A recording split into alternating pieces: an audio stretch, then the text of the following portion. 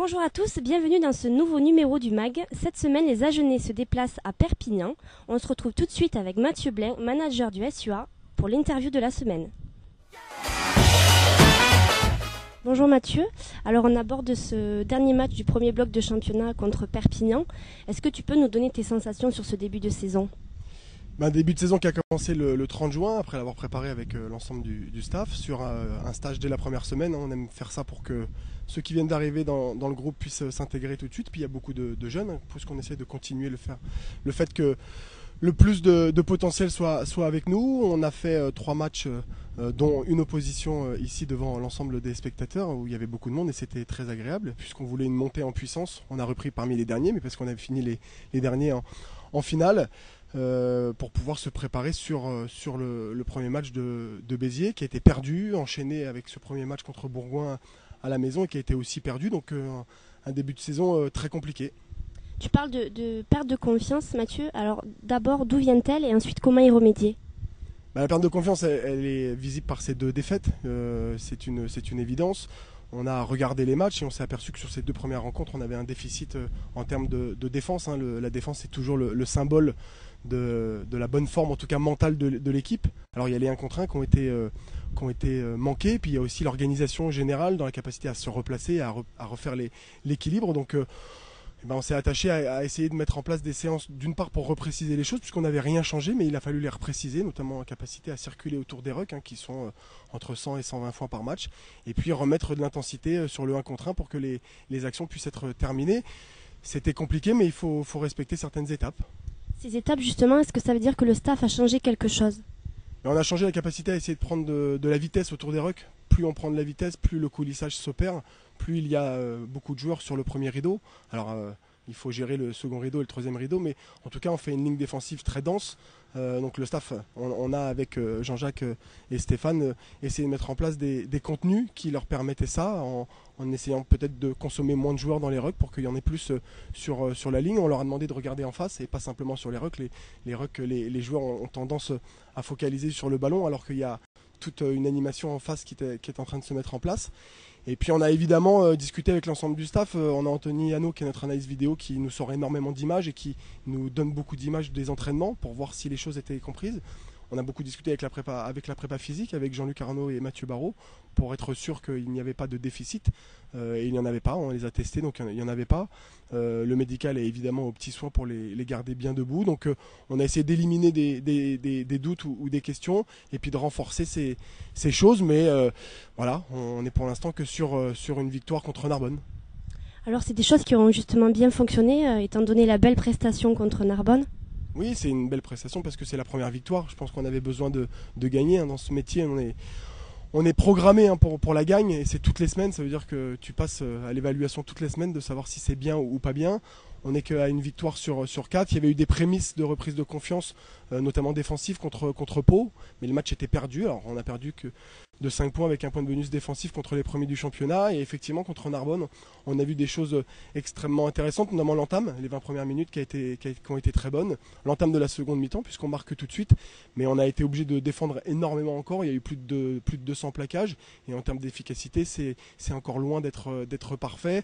Et on s'est même mis le doute de prendre un dernier essai qui peut-être aurait enlevé le bonus offensif. Donc on est encore loin de ce que l'on aimerait faire. On te sent mesuré pour la suite, pourquoi ? Mesuré parce qu'une victoire sur 4 matchs, on ne peut pas être satisfait, c'est toujours extrêmement compliqué, puis très en deçà de ce qu'on voudrait. Parce qu'on part dans 2 jours contre l'USAP, il va y avoir 12 000 personnes. L'USAP vient de perdre 2 matchs d'affilée. C'est un club, même si c'est une équipe qui a été renouvelée, qui sort du top 14, et on ne peut pas imaginer une seule seconde qu'elle n'aura pas mis les choses en place pour en tout cas bien nous recevoir. On sait le milieu hostile que le public peut amener à l'USAP, et en même temps c'est des souvenirs formidables pour ceux qui ont déjà joué ou ceux qui vont le découvrir. Il faut savoir mentalement être très très fort, donc mesurer oui, puisque pour l'instant on est loin d'une part de ce qu'on avait prévu, et puis on ne peut pas considérer que les choses sont vraiment acquises. Merci Mathieu pour ces réponses. Quel est ton souhait pour cette fin de saison ? Déjà de faire en sorte que l'équipe qui a été conservée, on a construit avec l'ensemble du staff et notre président Alain Tingot, Philippe Sella, 95%, 98% des garçons qui avaient quand même fait une saison assez incroyable jusqu'à la finale, 2e du championnat. Donc faire en sorte que les choses évoluent évidemment dans le positif, mais en allant plus loin, on rappelle souvent aux joueurs qu'il n'y a pas de limite.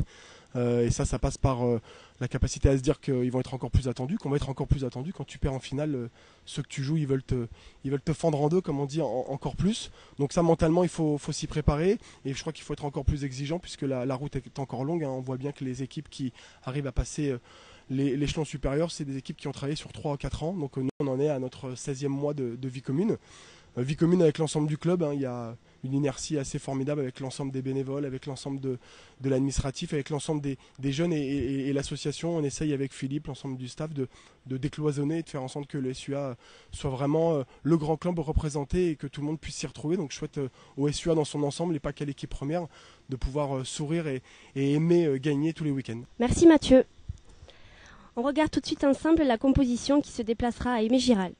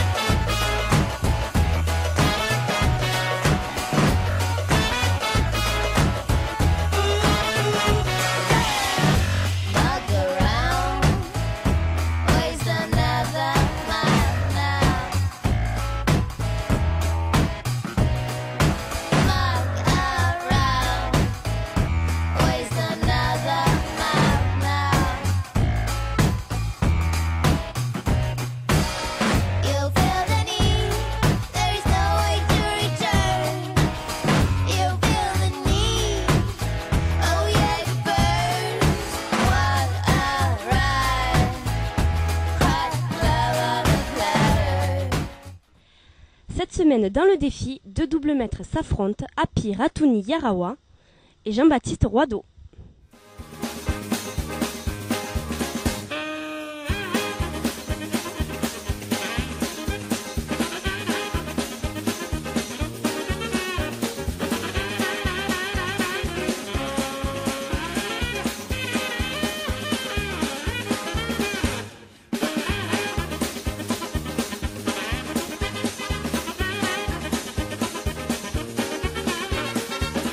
Le MAG, c'est fini pour aujourd'hui. La semaine prochaine, pas de match pour la Pro D2. On se retrouve donc le vendredi 3 pour un nouveau numéro consacré à la réception de Colomiers, samedi 4 octobre à 18h30 à Armandie.